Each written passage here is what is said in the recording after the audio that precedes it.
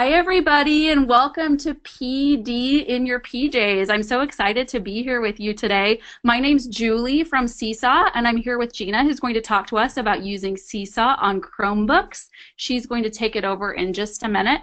I do want to tell you, though, that you should hear me talking now. One thing I can tell you is that you're going to get all of these wonderful resources in Gina's slides coming to you in an email shortly. So you do not need to reach us about that. We will get those to you, and you'll get all of her resources, including all of the great links and tips she's sharing. So those will be coming your way. And you'll also get a recording of this webinar. So I'm so excited to hear what Gina has to say and all the things she's going to teach us about Seesaw on Chromebooks. If you'll give me just a second, I'm going to let her take the controls here. Gina, you should be getting a message that lets you be the presenter now. Do you see that? I do. Okay, you got it. Whenever you can click on that button, we'll see your screen. Okay, take it away. Do you see my screen? You got it. We do. You got it. Oh, okay, great. Okay, there we go. Let me just make it bigger for you. Hi there. My name is Gina, and I am a TOSA of Technology in the Anaheim Elementary School District. We have kindergarten, actually we have transitional kindergarten, which is 4 years old, like a preschool, all the way up until 6th grade in my district. And we have 24 elementary schools and about, well, actually over 18,000 students. So we have a lot of students using Seesaw in our schools. And here on this slide is my contact information. If you have any questions after this is over or needed to reach out, my email address is there, in addition to my Twitter handle, and that's always a good way to get a hold of me. I'm very active on Twitter as well. The first thing that we are going to discuss is how are your students going to access Seesaw? So my district, we use Chromebooks in our district, and all of our students from the littlest of the littles all the way up use Chromebooks. And we have a couple of different ways that students can access Seesaw on a Chromebook.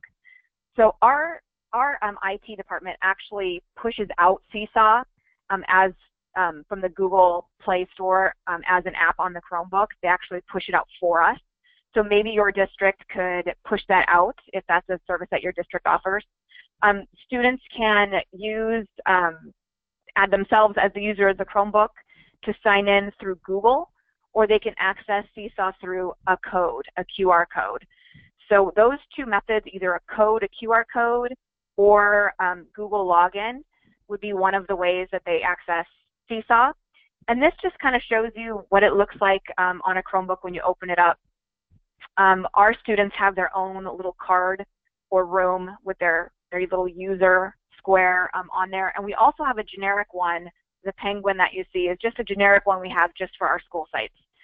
That generic account can be accessed by just a default password. When our students are ready to add their own Chrome user, they just add themselves as a person. And that's what you would see at the bottom of that little taskbar or dock. We have a little Seesaw icon that was preloaded and pushed out by our IT department. You can do that on your own if it's not able to be pushed out by going, oh, there it is, the I'm a Student button, by going to the Chrome Web Store. So from any Chromebook, you can go to the Chrome Web Store. Depends on kind of the rules of your district, if your students are allowed to do that by themselves, or if that's something that you would do or something that your tech department would do. In our district, our students aren't allowed to go there to the Chrome Web Store themselves. We have this pushed out by our district. So they basically just click Add to Chrome. Whether you do it or they do it, they click Add to Chrome. And then in order to pin it down there at the bottom, like always, it's like, how do I get to it once I add it to my Chrome? If you click that little magnifying glass in the bottom left-hand corner, that's called the launcher.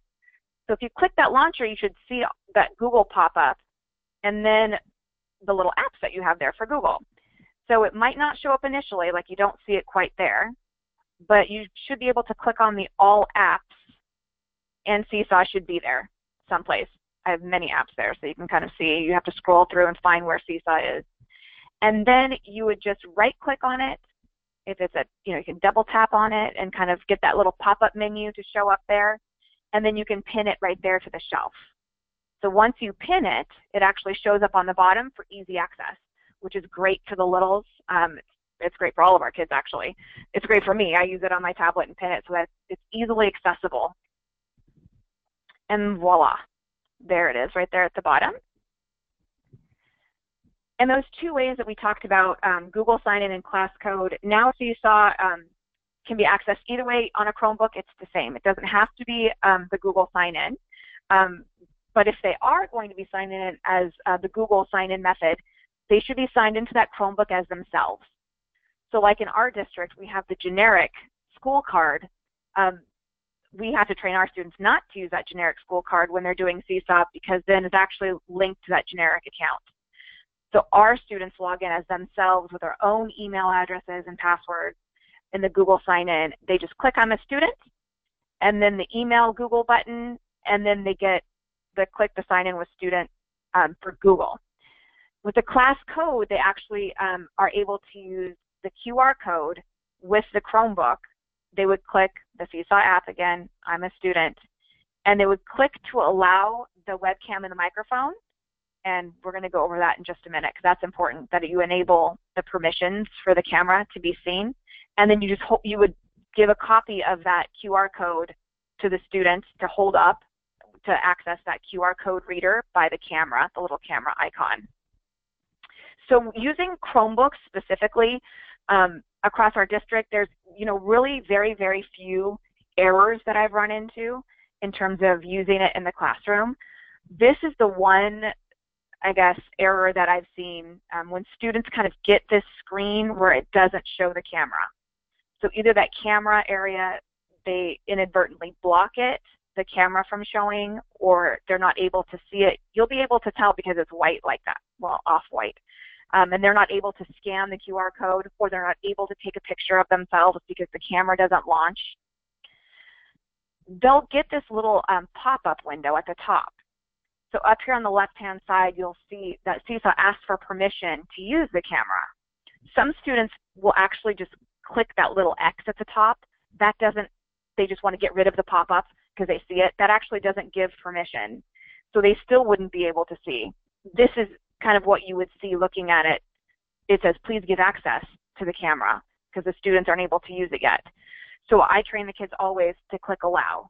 Even if they're prompted over and over again, or each time they log on, or they have to click that allow button every single time, and then it will, anytime they're prompted, and it will pop up and they're able to see themselves through the webcam. But, gotta love some Ace Ventura, right, for a Wednesday afternoon. What if they click block? What happens if they don't, or they just exit out of the window without accepting, and you're like, oh no, I have to fix that tech problem? You can tell that it's blocked one of two ways.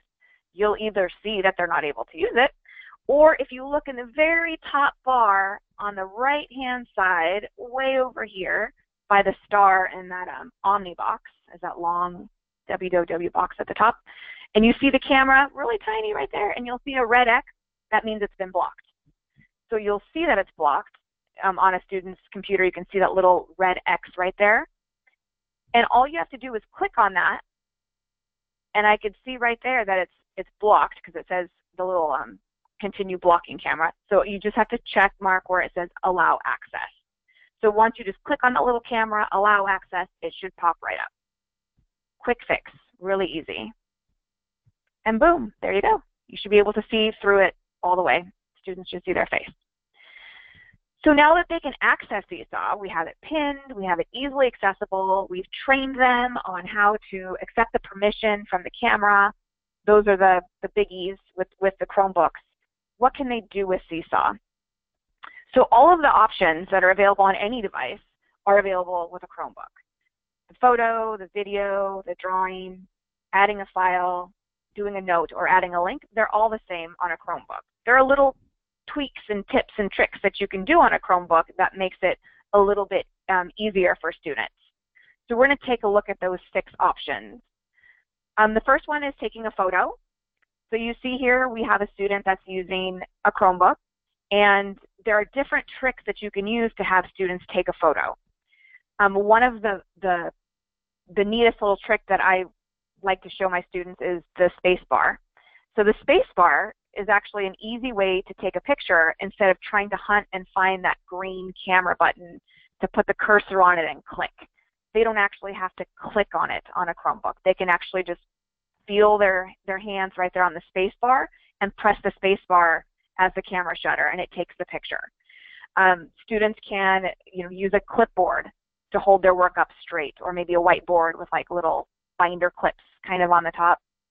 I've had students before, especially some of my littles, be in pairs, and one student holds it and one student takes the photo. There's all kinds of little tricks. One of the things I like to teach them is that angle matters. So angle of the Chromebook lid matters, and it's kind of something you don't have to specifically teach if you're on a tablet, right? It's a little bit different. It's definitely something to teach students that how to take a good photo. Like, what is an acceptable photo for Seesaw? What's a good angle? Lighting seems to be an issue in a lot of the classrooms I've been in terms of either the windows are open or the doors open and it's too bright, it actually kind of washes out the picture, or it makes it super dark where you can barely see the student's face, that kind of thing. So I like to teach the students about the angle of the lid, or even shifting in their chair by turning their Chromebook facing a different way, maybe away from the window, or moving it to a different location in the room, just so that the picture is actually, the lighting kind of looks right. Students can use, there's a student using the clipboard, like I mentioned. Also, I've seen students fold paper. Like, they only want to capture part of it, so they fold up their little paper. Students they make it work. They always just make it work. I've seen lots of students do it lots of different ways, but I've never yet run across a child that just can't do it. They just always figure out a way to make it work. They sometimes request clipboards, or they will sometimes ask their partner without even being prompted.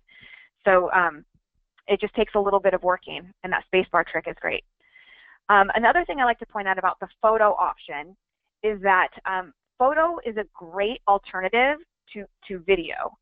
So I know my students, they always, they want to take a video, taking a photo and adding the audio over it is a great alternative. Sometimes the students can be like shaky in a video, or they get really nervous that they're being videotaped. They kind of freeze up. The picture isn't like as clear, as crisp and clear like this photo here. The students that maybe get a little nervous, that they don't want to be on camera, or they feel on the spot, or they're afraid to read something and look down instead of looking at the camera. This photo plus audio is a great alternative. Right here we can see Seesaw enables you to do a QR code two different ways. So when you're printing, if you wanted to print any of these codes out, this is actually the print QR code feature from those three little magic dots once they add their item to their journal. This actually is really super cute with the student's little picture on the inside.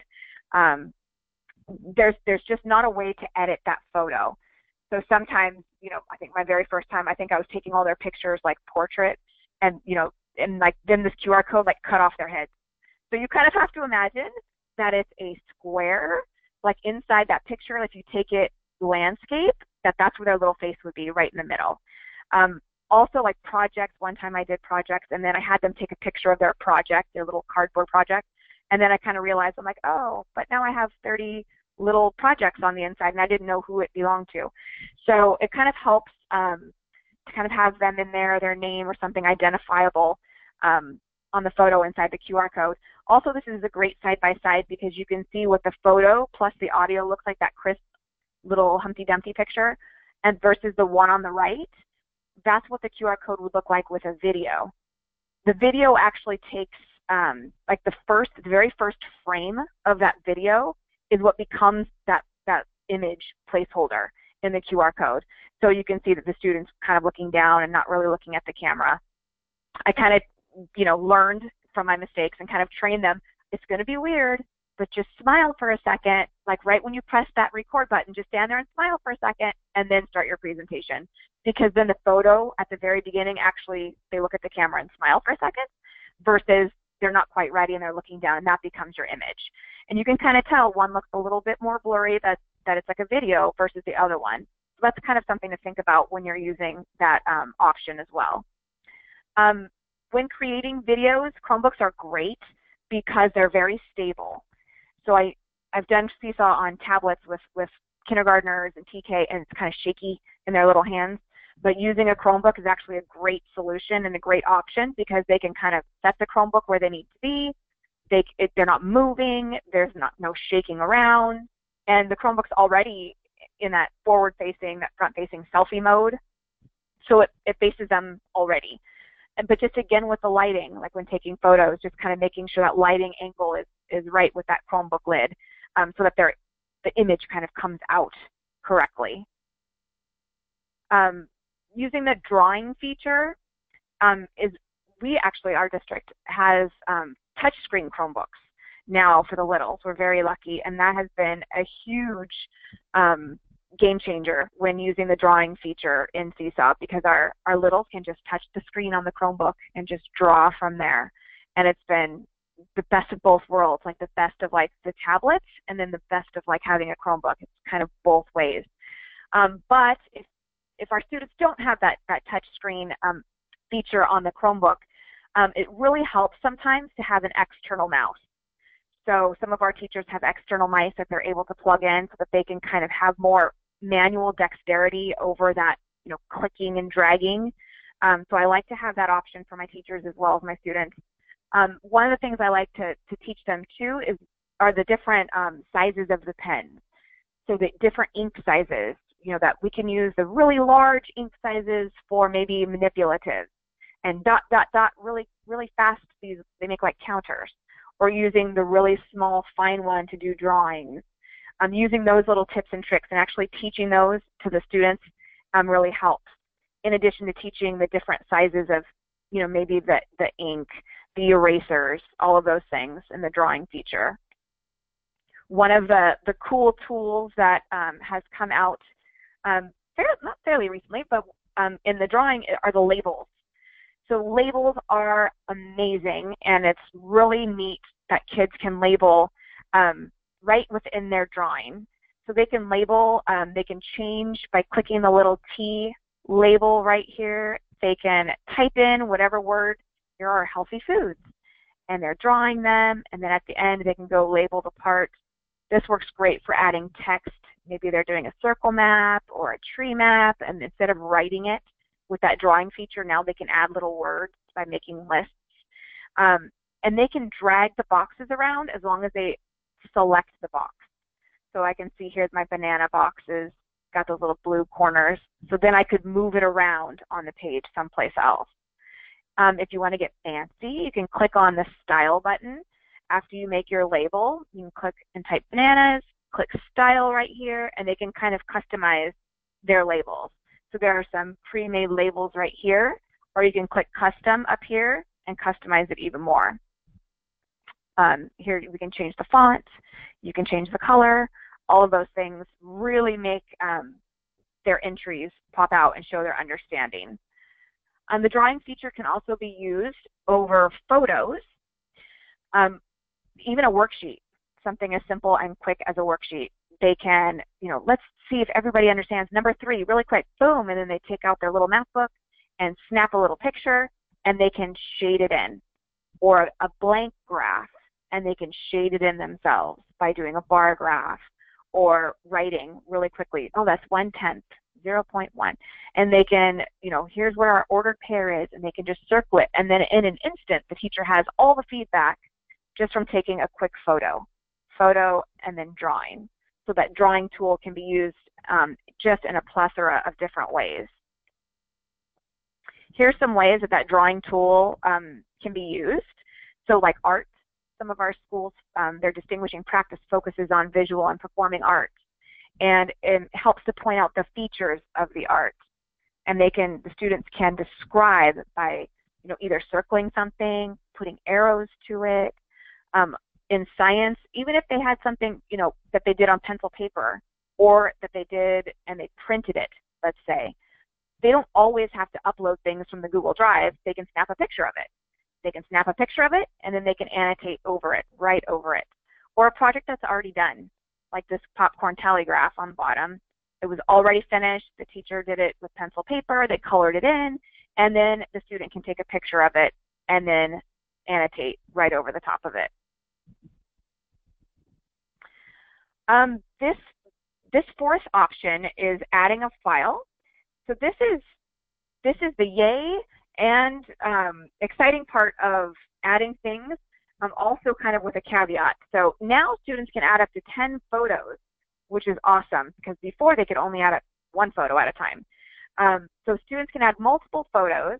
They can also app smash. I know there's other PD in your PJ sessions that can teach you about app smashing of different, pic collage and other things that students can use. That little button now that we have here, this little triangle Google Drive button, teachers love that, and there's also some trepidation, I guess, of it not working correctly for them in certain ways. When it's added over into Seesaw, it's not going to be in the same file format as it is in Google. So some of my teachers thought that if they put in a Google Doc, they could still use it as a Google Doc inside Seesaw, or if they put it as a slides, it would still be a slides. It actually converts the file. So Seesaw accepts PDF, JPEGs, PNG files, other file types, but they're not going to stay in that Google file type, which means that if you upload, you add a file here, right here, select it from your Google Drive. Let's say the big request that I've gotten is like Google Slides. They do a group project in Google Slides, and they want to put that slideshow in Seesaw and then record over it, kind of giving their slides. It doesn't exactly work that way.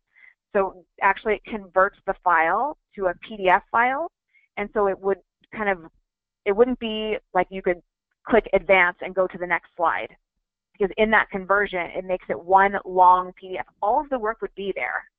It would just be in a file, kind of like if you had a PDF of like 10 pages, each slide would be its own page.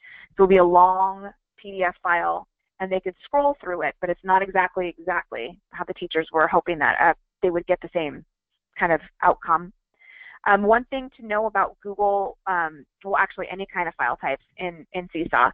So we have PDF files and JPEG files, which behave differently in Seesaw. Your options are a little bit different. So a PDF file would be something like a Google Doc. Your Google Slides could be PDFs. With a PDF, you have the option of doing like a single page PDF, like just one Google Doc page, or multiple pages. If you have like a 5-page Google Doc, it would be 5 PDF pages kind of put into one document together. So if you have multiple pages, it would be a PDF. But in Seesaw, with a PDF, you can add audio over that, and you can add a caption to that. If you wanted to put in a JPEG, like a Google Draw, a Google drawing could be exported to a JPEG file, like a screenshot, a picture of something, an image. It's going to be a single item, one page, one item.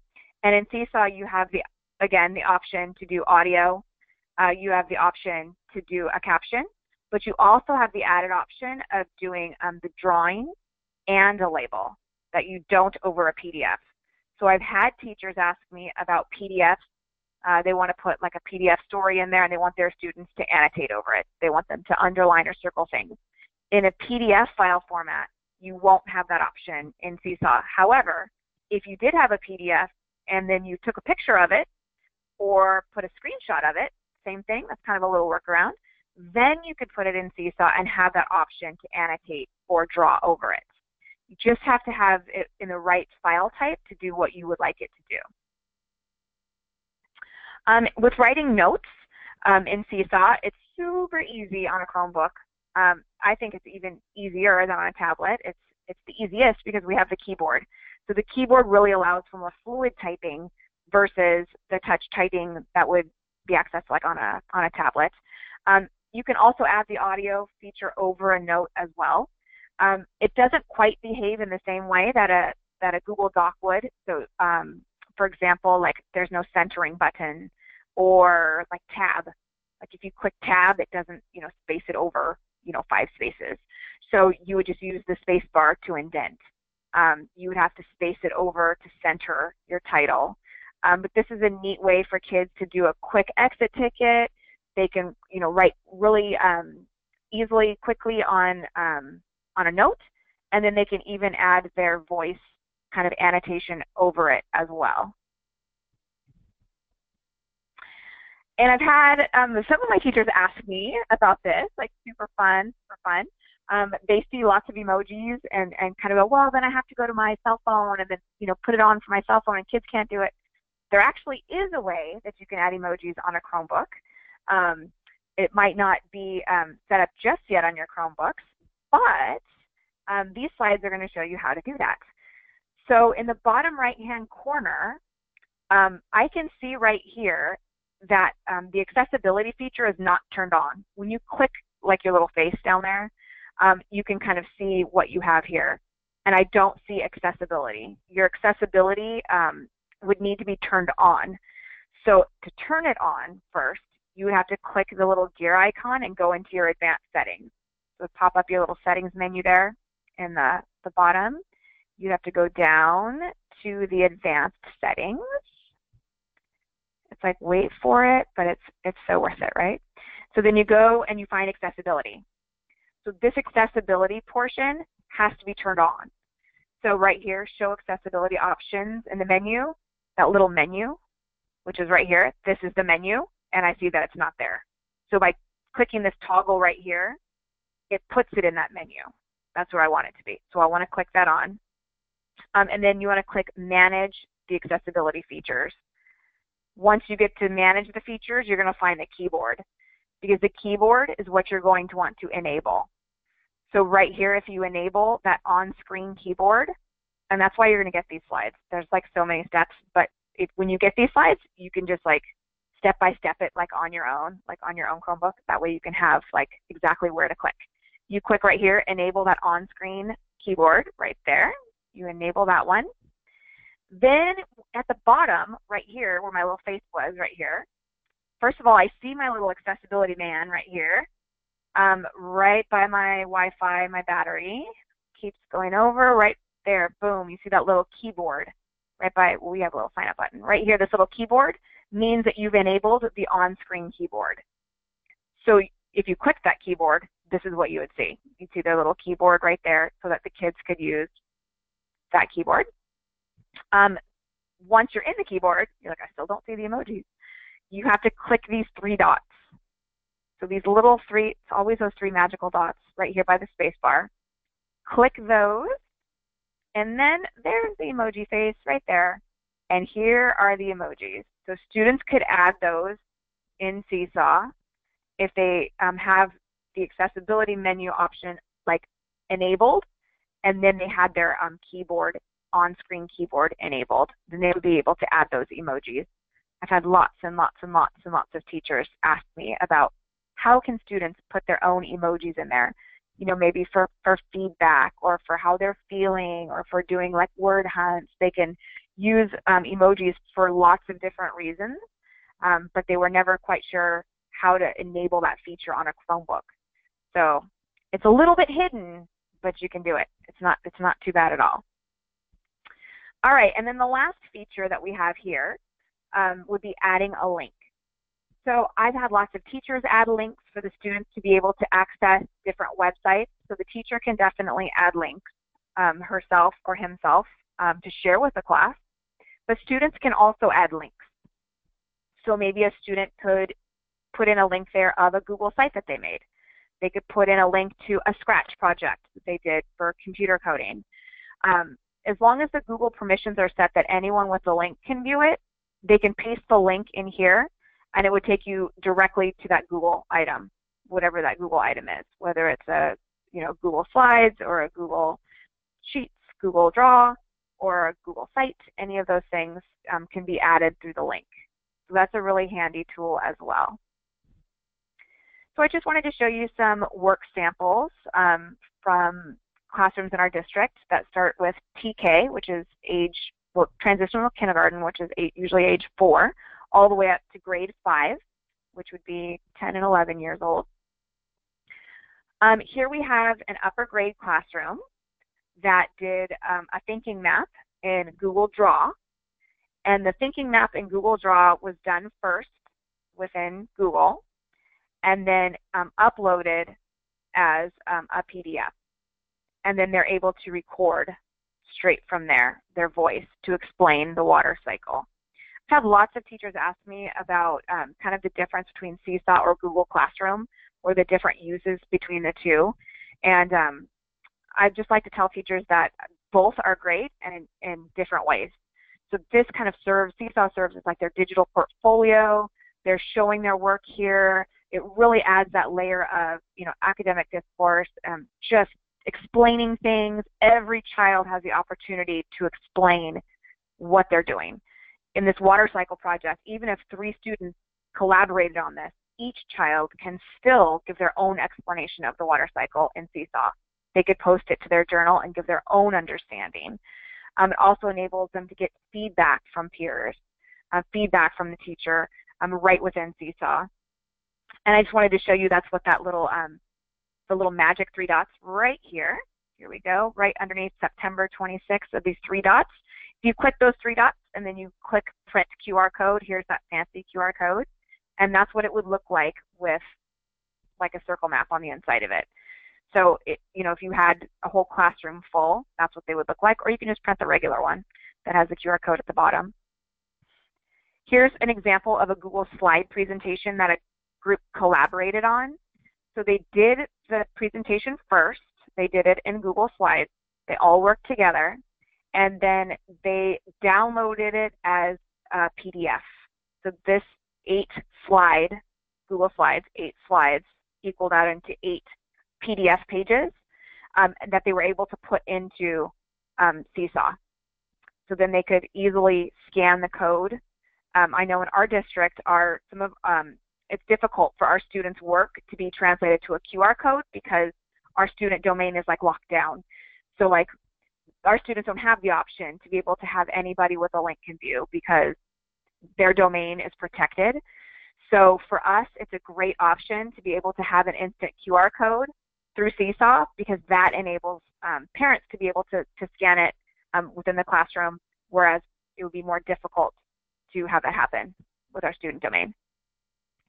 One other neat thing that our teachers can do is that when you're in a classroom, any of your specials, if you have, a PE outdoors or your music class inside, and you're wanting to showcase that in your classroom, you can put the Seesaw app on your phone, or you could take your Chromebook or your tablet and take it into that class and record the students doing music during their music class.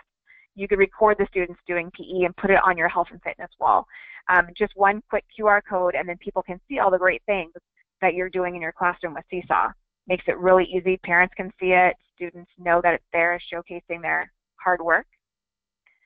Our littlest of our littles, our little 4-year-old TK teacher in the class, loves to use Seesaw for their recitation and their memorization of their poems, for counting, for saying the ABCs, using those entries in Seesaw to have evidence along the way for, from trimester to trimester of their progress, whether it's, 4th grade class doing reading fluency, timing themselves for 1 minute and then reading the longer, and then you do it in September and then October, and then you can have this whole year's worth of progress for reading fluency. And somehow it just, when you have your reading fluency like on one piece of paper and they got this far and it got, this many words per minute, it translates a little bit differently when you have an actual recording that you're sharing with parents and you're sharing with the child. Say, look how much you've improved since September. Oh my goodness. A 50 word per minute reading versus 100 words, you can tell with the sound how fluid it sounds and how much growth has been made. And Seesaw enables students to do it themselves on a Chromebook if they're able to just snap a quick picture of their little fluency entry and then record themselves for 1 minute. It's great to keep a folder for fluency. We have teachers that have used this for All About Me. are primary, like All About Me little folders that they keep throughout the year. And they always start at the beginning of the year, and then they keep adding things. And they love the recording feature to be able to hear the student's voice throughout the year. The kids, they love it. And the parents, they love it. And what they've started doing is they did their portfolios of the All About Me books the exact same way they always did. They're just adding the layer of Seesaw on top of it for their voices to be heard on those QR codes. Here I had a kindergarten student, this was already up on the wall, this was already done, and then walk over there, snap a little picture, and then read those sentences back. So again, practicing. And there we go. That was our last one. Whoops. There we go. So I have my contact information here at the end. My Twitter feed is there, and my email address is there. If you did have any questions that you can put in the chat box, you can also feel free to tweet those out to me or directly email them to me if you had any specific questions on how to use a Chromebook or how to integrate this into your school, your classroom, or your district. I'm more than happy to help. Gina, you did so awesome. I have some questions coming in if you have a little bit of time to stay with us and answer a few. Sure. I learned so much, Gina. I'm an iPad user. The district that I just left before I started working at Seesaw was one-to-one iPads K-12. So this was fascinating to me, and I learned a ton of new tips and tricks. So thank you so much. I'm going to tell you, a lot of the questions that came in today had to do with QR codes. That might be something that's new to some Seesaw users based on the number of questions we got about it. So do you want to talk a little bit about once you generate that code, where you put it or what you do with it? Yes. So I'm wondering if you can still see. Can you still see my screen? Yes, still can see it. Okay. Okay. So let's say that I'm going to go into so I'm in my Seesaw class. I hope that you can see all of my classes on the left-hand side here. Oh, I did want to share this with you. Oh, see, I'm so glad I did this. Okay, but like shiny object. Okay, I'll come to that next. So the first thing, if you have a QR code that you're scanning to give your class access, or they wanted to scan anything, it's right here on the left-hand side where it says scan. So if you click right down there, when you set up your Seesaw class, Seesaw gives you like a suggestion that if once you put in your grade level, you're like, I'm kindergarten, then they'll say, we recommend that your class set up with a QR code. You can always change it, but they'll give a default recommendation. That just means that if you're setting it up with a QR code, that's how the kids get into the class. One of the differences is that if you are signing in with Google, it auto-populates your roster for you because Seesaw knows it's through Google, and when the kids join, it knows who they are because their Google is linked to it. But with a QR code, it's not. You have to go in there and you're typing your student name. So you're typing in that list because it's just accessed with a QR code. So I've used QR codes with littles before that maybe aren't ready yet to do their Google login. I've used it for classrooms that have tablets that it's easier to kind of scan it. And that way they're able to it's used by different students, and they check mark, they choose their own name that's in there. If you have a class that you're worried about people like check marking the wrong name, then you might want to do a Google login. You can always switch between them if you want to start one way and then go to another way to access it. So it's just, Seesaw gives you lots and lots of options, and you can kind of choose what's best for your classroom. I did want to share really quick before I forget, two of my kindergarten teachers last year used Seesaw in a really unique, amazing way. They opened up a classroom just amongst themselves, and they called it Listen Up. So they wanted to have, like the old school listening center with like the tapes and like the cassette tapes and the headphones, and they were like, oh, we have to have a listening center, but how can we do it?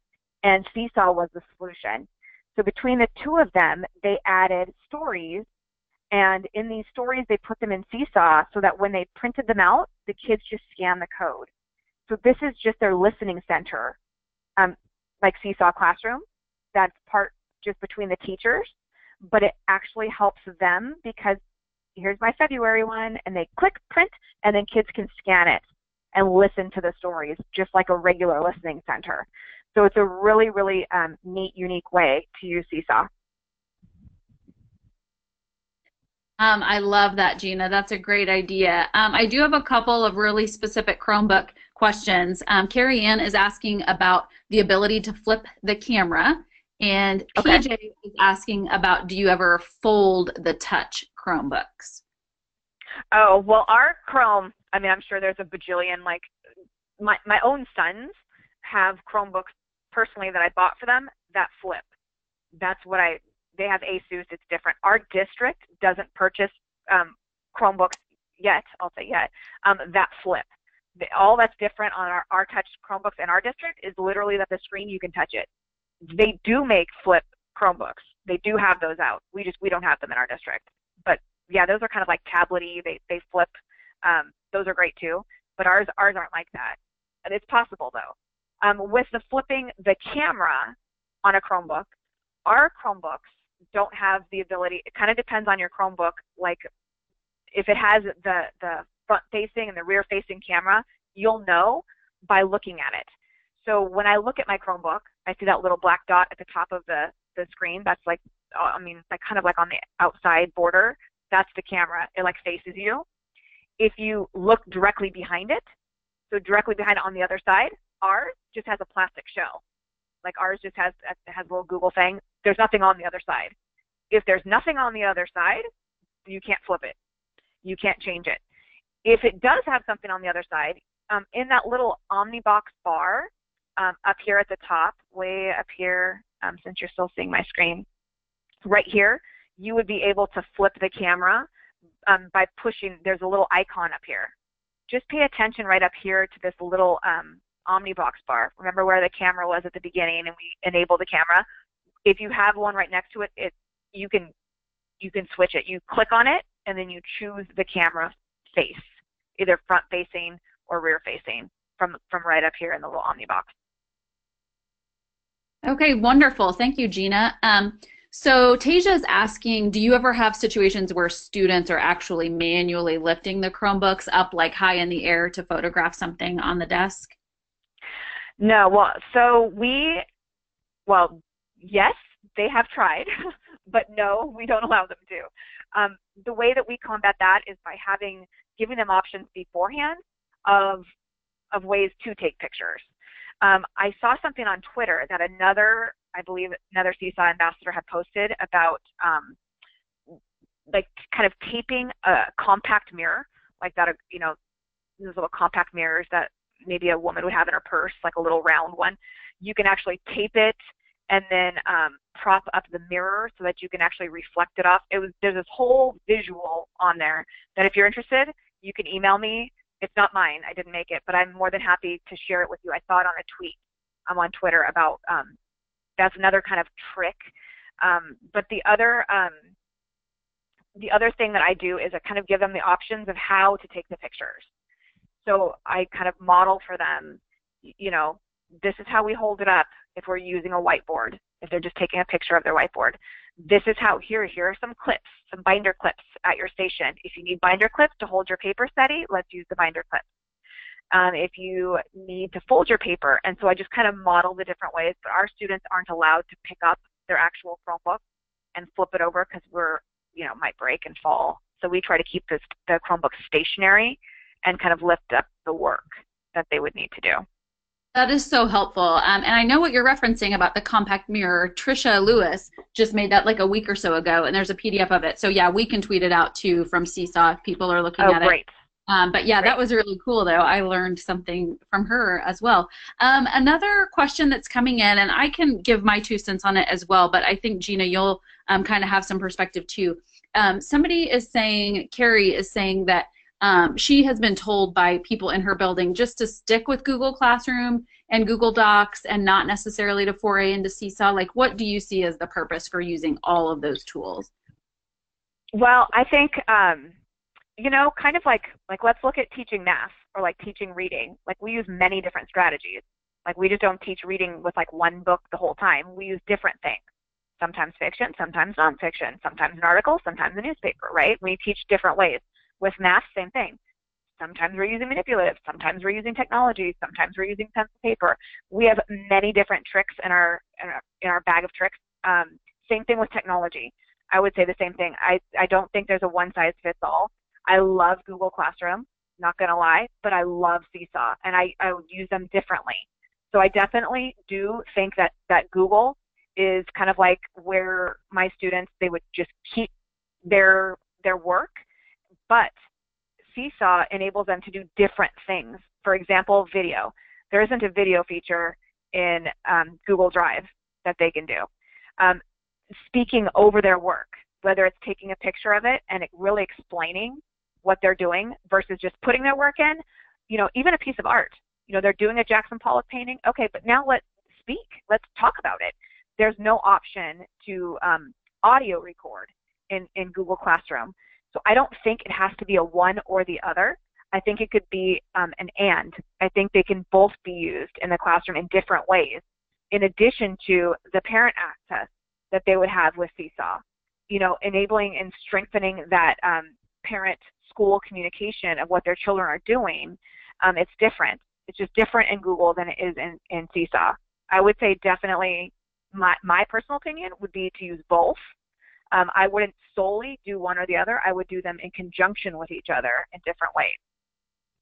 I think that's a perfect answer, Gina. I taught 12th graders in speech and composition, and we, of course, used both. We were using Google Docs for typing our actual essays, but Seesaw was so important to us just for documenting process, for brainstorming, for, like you said, capturing audio and video. There's no way really to do that with a Google Doc or in Google Classroom. And something I was noticing, too, as a teacher is that I wasn't proactive about getting those documents shared with parents and family members, even though obviously you can share documents through Google. But once I had families connected on Seesaw, they were seeing glimpses into my classroom every single day that they never had seen before. So I like to think of it as both of them just being different parts of our digital workflow. And like you said, not one or the other. I'm still Absolutely open to take some questions if you guys want to type in a few things specific to Seesaw and Chromebooks. Gina's still here, and we can take a few more. I think we've answered most of them about QR and about the Chromebooks specifically. What else can we help you with? So I do have a question coming in from Deb about family members. I do want to remind you, like, you can register for another webinar too if you really want to learn about the steps to how to connect parents and family members. Go to web.seesaw.me/PDs because we do have webinars that are focused just on that topic about connecting parents and family members. But I can tell you, Deb, yeah, a parent is only going to see their child's work or something their child is tagged in or something that's tagged everyone. So it's pretty private in that way. But definitely sign up for one of those coming up if you are interested. Let me check out a couple more questions if you still have time, Gina. Sure. Do you use the skills part of Seesaw at all? They're asking. Our teachers no, they don't have the access, I believe, with the free version. I do because I'm an ambassador. Okay, right. Yeah, so if you guys have Seesaw Plus and are interested in learning more about skills, sign up for one of those upcoming webinars. And if you're a Seesaw for Schools school, then there are some webinars really specifically designed for that, as well as how you can use skills school-wide. Veronica, the slides and the recording of this presentation are coming to you in an email probably in just a couple of hours. So those other PDs coming up, Carrie, are at web.seesaw.me/PDs, and you'll see the calendar. And we tweet those out too. So if you're following Seesaw on Twitter or Facebook, we publicize that quite a bit on our social media as well. I have a Chromebook question here from Chris, talking about the drawing box being really tiny on a Chromebook. What do you have to say about that, Gina? The drawing box, like on the slide, Yeah, like if their students are using Seesaw on a Chromebook and then they start a drawing, it's really small, is what Chris is saying. Are there any workarounds for that? Well, I would just make sure that the screen resolution is set correctly, like on the Chromebooks, that everything is normal size. Like sometimes the settings can be like askew in terms of like something's really, really big or really, really small. But in terms of like the actual drawing box, if it's super, super, super tiny, I mean, it's hard to say without seeing it, but if it's super tiny, it could be something in the settings of the Chromebook. Again, like in that bottom right-hand corner where the little settings, let's see, down here where all of these settings are, like we talked about going in here. In a Chromebook, all of the settings are going to be accessed through here. So you're going to click on the little face and go to the settings here. So then within the settings, that's what you would look for. You would look for the display. So to make sure that the display, it's right actually up here. You can see it right here on my screen where it says touchpad keyboard display. So sometimes, I mean, the kids, they're pretty sharp. Like they know how to go in and like change the displays and make the background like black, you know, that X-ray kind of like everything that you want to change or go back here and fix in a Chromebook is going to be accessed through clicking the little face, going into the settings, and then looking at whatever it is. If you want to, you know, change the display, click there. But otherwise, when our kids do it, it's not super small. It's not super tiny, that drawing feature. It kind of takes up like almost, not exactly the whole screen. I would just make sure their window is all the way open, that their window is not minimized on any side, and then make sure it's nice and big. And if it is abnormally small, check the settings in the display. That's actually super helpful, Gina. I think that really resolves some questions that people had. Lisa is wanting another reminder about what version of Chromebooks you have or your students have. Oh my goodness, I'd have to look. We're on 60 something now. 60, I'm actually not on a Chromebook right now. I'm on a Surface tablet. I would say we're on 60 something, 62, I think. We're at the latest version. Ours update regularly. If you need an update, that may help too, but we're, I think, on 62 at this point. I don't really have many other questions coming in right now, Gina. If you guys have anything else to ask, go ahead and type it in real quick. Otherwise, we'll wrap up here in the next minute or so. Remember, these slides and the recording are going to come your way probably in just a couple of hours over email. So you'll get to go back through the slides and click on the links. Remember, all of those future webinars are able to be, you can look at the calendar found on web.seesaw.me/PDs. And then a lot of our helpful grade level specific resources are online at ideas.seesaw.me. Okay, I don't have anything else coming in, Gina. Thank you so much. We all learned a ton about Seesaw and Chromebooks. You guys be sure to reach out to Gina. You can see her Twitter handle there at TechTosaGina. I'm sure she's ready to answer a lot of questions for you. And thanks so much for sharing your expertise. Thank you so much. I appreciate it. Bye-bye. Thank you. Bye-bye. Thanks.